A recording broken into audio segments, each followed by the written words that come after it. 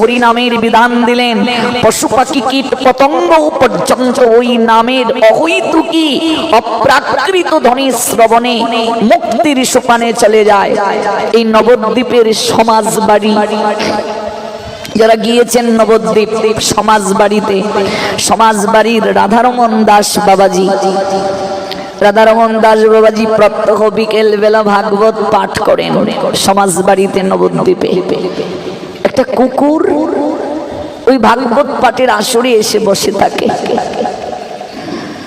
সেবক কুকুরটাকে লাঠি দিয়ে তাড়া করছে, কিন্তু কুকুরটা যাচ্ছে না, বারবার লাঠি দিয়ে ঘা দেওয়ার চেষ্টা করছে। বাবাজি বললেন সেবককে, ওকে তাড়াবি না রে, নবদ্বীপের কুকুর, ওকে তাড়াবি না। ওরে এই জগতে কত মানুষ আছে রে, যাদের কথা বলার শক্তি আছে, দৃষ্টি শক্তি আছে, চলার শক্তি আছে, ওরা গিয়ে ভাগবত পাঠে বসে না রে। আর একটা কুকুর এসে বসেছে, ওকে তাড়াচ্ছিস কেন রে? মানুষ পশু থেকে নিকৃষ্ট রে, ওদের চলার শক্তি পেয়ে ওরা ভাগবতে যায় না, চরণের ব্যবহার করে না।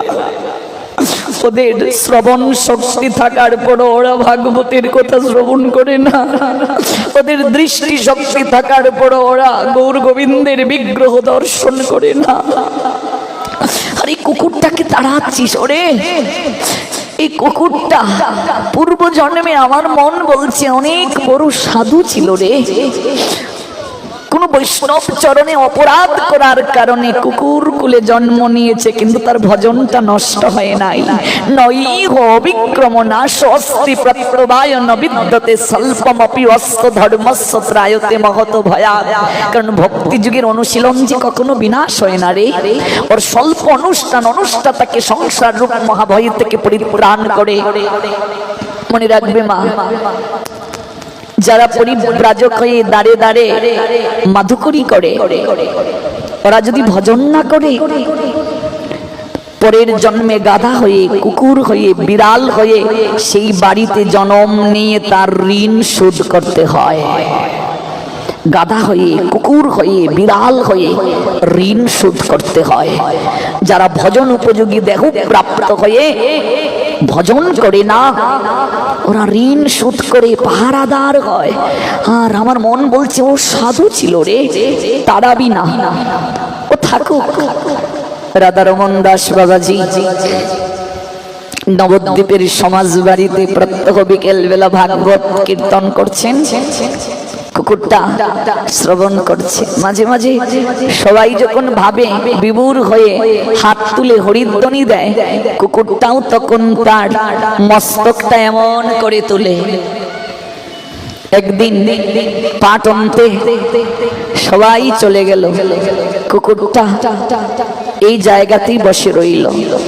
বাবাজি মহারাজ কুকুরটার মাথায় হাত বুলিয়ে বললেন, ওরে সবাই যার জির বাড়ি চলে গেল, তুই যাবি না? বাবাজি মহারাজ বলছেন, সবাই যার জির বাড়ি চলে গেল, তুই যাবি না? রাধারমন বাবাজি মহারাজ দেখছেন কুকুরটার চোখ বেয়ে জল ঝরছে, কি জানি বলতে চাইছে কিন্তু বলতে পারছে না। বাবাজি সেবককে বলছেন, জানিস ও কি বলতে চাচ্ছে? সেবক বলছে, বাবা আমি কি করে বুঝবো কুকুরের ভাষা, আপনি বলুন। বাবা বলছেন, ও বলতে চাইছে, বাবা যারা এলো শ্রবণ করে চলে গেল, ওরা তো তাদের অনিত্য বাড়ি গিয়েছে, আমি আমার নিজের বাড়ি যেতে চাই বাবা, আমি আমার নিজের বাড়ি যেতে চাই। ওই দেখ কাঁদছে। বাবাজি মস্তকের মাঝে কুকুরটাকে হাত বুলিয়ে দিলেন। কুকুরটা বাবার বদন পানে থাকালো, চরণে একটু তার নাসিকা দিয়ে স্পর্শ করে দিল। বাবাজি চোখটা বন্ধ করলেন, তাকিয়ে দেখলেন কুকুরটা স্থবির নিশ্চল, আর নড়ছে না। বাবাজি মহারাজ তাকিয়ে দেখলেন অনন্তকালের মতো কুকুরের দুটো চোখ বন্ধ হয়ে গেছে। সিদ্ধ রাধারমন দাস বাবাজি কুকুরটাকে বুকে জড়িয়ে ধরে কেঁদে কেঁদে বলছেন, ওরে তোর কত সৌভাগ্য রে, এই ভাগবতের পাটের আসরে তোর জীবন লীলা সমাপন হলো রে। ওরে তুই ধামে ভাগবত পাটের আসরে দেহ রাখলে, তুই আমায় আশীষ দিয়ে যা, আমিও যেন ভাগবতের কথা বলতে বলতে জগৎ দেখে যেতে পারি। টপ টপ করে বাবার চোখ বেয়ে জল ঝরছে, নয়নের জলে বক্ষ ভেসে গেল বাবার। সেবকদেরকে ডেকে বলছেন, চলো কুকুরটাকে সমাধি দিয়ে আসবো। কুকুরের আমার সমাধি? হ্যাঁ, কুকুরটা ভাগবত পাঠের আসরে দেহ রাখলো, কুকুরটাকে সমাধি দেব। রাস্তায় কত বেওয়ারিশ কুকুর মরে থাকে, কে তার সংবাদ নেয়? রাস্তায় কত কুকুর না খেয়ে মরে থাকে, কজন তার সংবাদ নেয়? কিন্তু মনে রাখবে, সঙ্গ গুণে কিনা হয়। ওই কুকুরটা সাধুর সঙ্গে এসেছে বলে আজ সাধু নিজ হাতে কুকুরের সমাধি দিচ্ছেন। সাধু সঙ্গে কিনা হয়, রাস্তায় কত কুকুর মরে থাকে, কে সংবাদ নেয়? অথচ সাধু সান্নিধ্য প্রাপ্ত হয়েছে বলে আজ কুকুরটাও সমাধি প্রাপ্তির সুযোগ পেয়ে গেল। সিদ্ধ রাধারমন বাবা নিজের হাতে কুকুরটাকে সমাধি দিলেন। সেবকদেরকে বললেন, আগামীকাল রসুই করো, ভোগ রাগ হবে, আমি বৈষ্ণব সেবা দেব, কুকুরের সেবা। কুকুরের আবার বৈষ্ণব সেবা হয়ে গেল। নবদ্বীপের লোক বলছে, ওই বাবাজির মাথাটা নষ্ট হয়ে গেছে, কুকুরের আবার বৈষ্ণব সেবা হয়?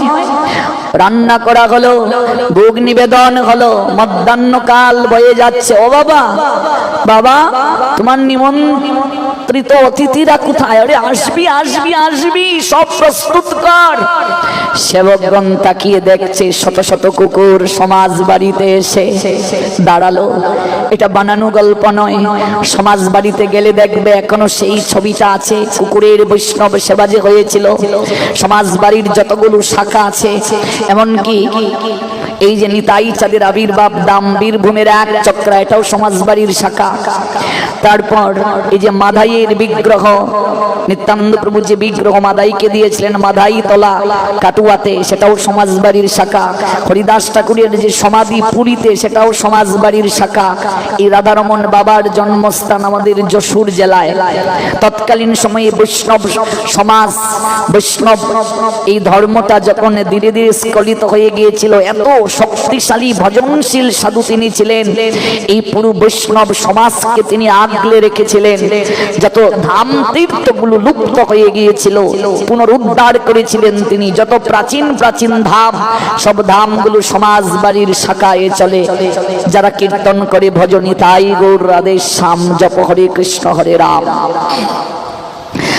শত শত কুকুর দাঁড়িয়ে রইল, তারা সেবা গ্রহণ করলো।